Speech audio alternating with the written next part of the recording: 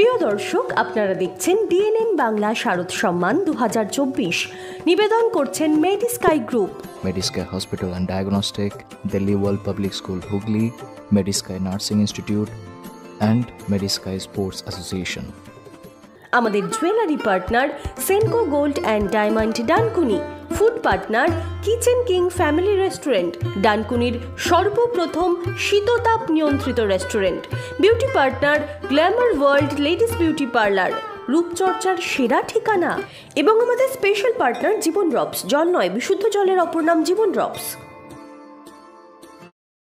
পিতৃপক্ষের অবসান ঘটিয়ে দেবীপক্ষের সূচনা হয়েছে আজ, অর্থাৎ মহালয়ার দিন, এবং মহালয়ার দিনেই ভার্চুয়ালি ডানকুনি স্পোর্টিং ক্লাবের যে পূজা মণ্ডপ তার সূচনা করলেন মুখ্যমন্ত্রী মমতা বন্দ্যোপাধ্যায়। আজকেই এই যে পূজা মণ্ডপ দেখতে পাচ্ছেন তার উদ্বোধন হয়ে গেল, ভার্চুয়ালি মুখ্যমন্ত্রী মমতা বন্দ্যোপাধ্যায় উদ্বোধন করলেন। এবং আজকের এই উদ্বোধনী অনুষ্ঠানে আমরা দেখলাম যারা প্রশাসনিক আধিকারিক তারা যেমন ছিলেন, পাশাপাশি ক্লাবের যারা রয়েছেন কল্লোল বন্দ্যোপাধ্যায় থেকে শুরু করে যারা ডানকুনি স্পোর্টিং ক্লাবের রয়েছেন পুজো উদ্যোক্তা তারা ছিলেন, এসিবি সাহেব ছিলেন, পাশাপাশি ডানকুনি থানার ভারপ্রাপ্ত আধিকারিক শান্তনু সরকার ছিলেন এবং অন্যান্য অফিসাররা ছিলেন। তাদের উপস্থিতিতেই একেবারে ভার্চুয়ালি এই পুজোর উদ্বোধন হয়ে গেল।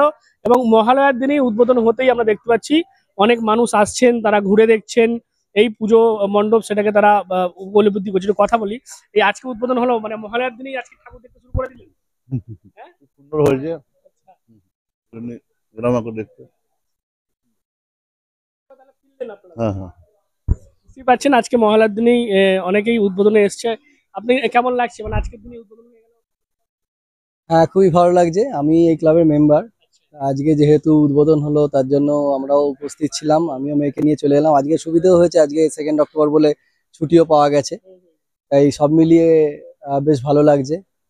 আমাদের পুজোর গত বছর 50 বছরের ছিল, এবছর 51 বছরেও দেখছি কোনো রকম খামতি হয়নি যে 50 বছর আগের বছর হয়েছে বলে এবারে যে একটু কম জৌলস হয়েছে তা কিন্তু নয়, এবং সমান জৌলসেই এগিয়ে চলেছে। পুজো কমিটির যারা আছে তারা অত্যন্ত পরিশ্রম করছে পুজোটাকে সাকসেস করে নেওয়ার জন্য। এবং আপনারা দেখতে পারবেন যখন পুজো একদম শুরু হয়ে যাবে ষষ্ঠী সপ্তমী বা তার আগে থেকেই এখানে জনজোয়ার নামবে।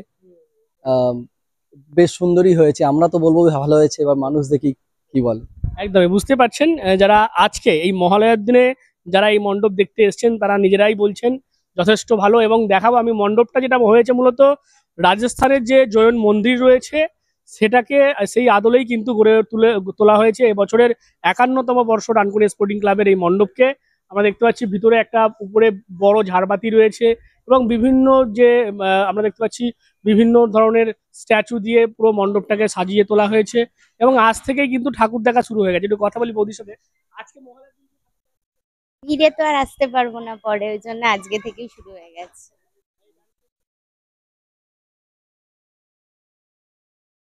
খুব সুন্দর লাগছে, বেশ উজ্জ্বল হয়েছে ব্যাপারটা, ভালো লাগছে। কেমন লাগছে? আমি ডানকুনি স্পোর্টিং এরই মেম্বার, কমিটি মেম্বার।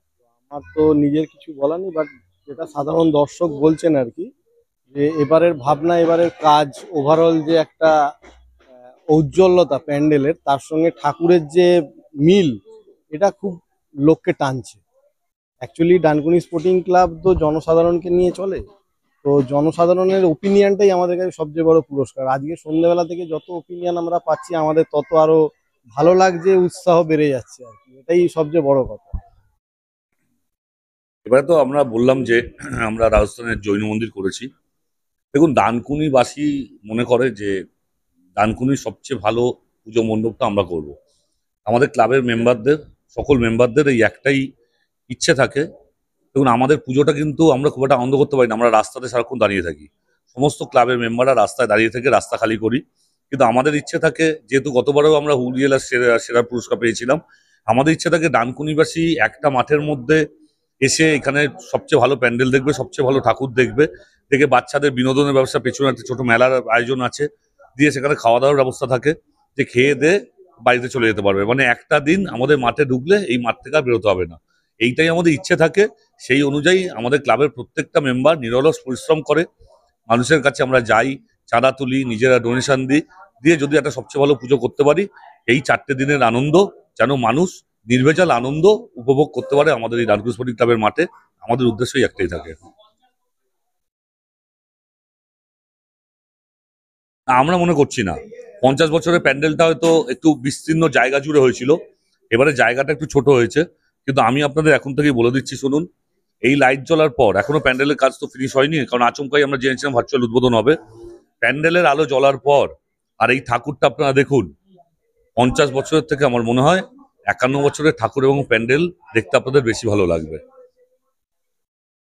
মুখ্যমন্ত্রী ভার্চুয়ালি উদ্বোধন করলেন, সেখানে চেয়ারপারসন থেকে আরম্ভ করে পুলিশের বিভিন্ন আধিকারিক, আমাদের প্রশাসনিক বিভিন্ন আধিকারিক, এখানে ডিএমডিসি থেকে আরম্ভ করে বিভিন্ন জায়গায় সমস্ত, কোথাও ডিএম গেছেন, কোথাও এডিএম গেছেন, সমস্ত জায়গা যেগুলো মুখ্যমন্ত্রী আজ উদ্বোধন করেছেন টোটাল সমগ্র হুগলি জেলা জুড়ে সমস্ত আধিকারিকরা বিভিন্ন জায়গায় ছড়িয়ে ছিটিয়ে সেখানে ছিলেন।